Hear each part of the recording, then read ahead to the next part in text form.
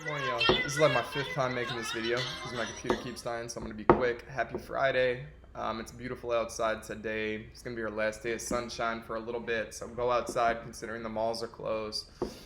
Kilmore Park, Woody Creek Park, or just go for a walk. It's nice out. I know there's a lot of uncertainty right now with what is going on in terms of like economy, jobs. So if you guys need anything in terms of food, resources, please reach out and I can connect you with those people. It's not necessarily through the school, but through different agencies around Mecklenburg County that are helping people out right now. Please do not feel embarrassed or hesitate to contact me. I'm not in town right now, but I know I have the resources that I can connect you guys with.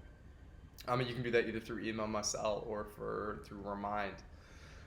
Today, as far as content, what we're going to look at is a story that broke last night from ProPublica and NPR about one of our United States senators from North Carolina, Richard Burr, who essentially dumped all of his stocks, $1.6 million, right when the market peaked before it crashed, and kind of told a small group of private donors to do the same.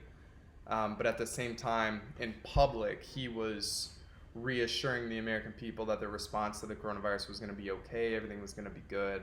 So I would not be surprised within the next 12 hours if there was a resignation. Also, a similar situation from a congressperson in Georgia happened. It broke last night too. So very interesting times politically.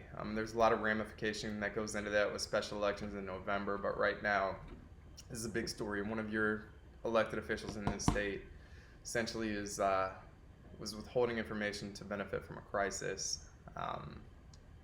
Big news. So I got a story up there from News and Observer that's broken down pretty easily. You can read. It's in, I think, like 6 subsections. It's not too long. Then you have 2 reflection questions that I want you guys to do based off that.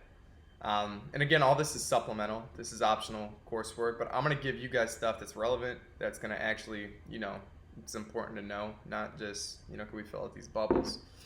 And it is standard aligned in case anybody else is watching this video. That's important too. One other thing too, like I said, the next few weeks are going to be a little bit, it's uncertain. The cases are going up. They're multiplying some 8-fold by the day, 12-fold by the day. You guys should really start reflecting either in a journal or in your blog, if you have one of the blogs that I set up for you, about really how this goes day to day. What I mean by that, not like an Anne Frank situation, because that's not even a remote appropriate comparison, but just reflect. How are things today? Take notes in your day. What'd you do?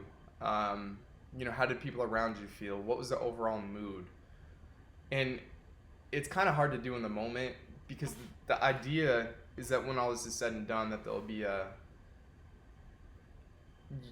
compilation, a progression of how you see things were today on like March 20th versus May 1st, and ultimately serve as a historical document for yourself that you can go back and look at and see in this moment of history, which is, unprecedented in most of our any of our lifetimes really.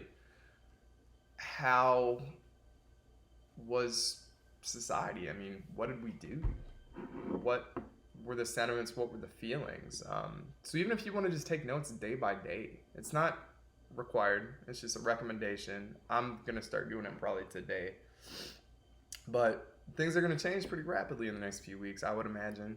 All projections point to that. And this isn't to fearmonger. This is just, giving a time in place commentary on what's going on. Because years now, you look back on this and remember that time and just be like, this was your thoughts and feelings, and here's how the thing progressed. And it would just be good if you guys a journal. Some of you might be already, but just take your thoughts, be creative.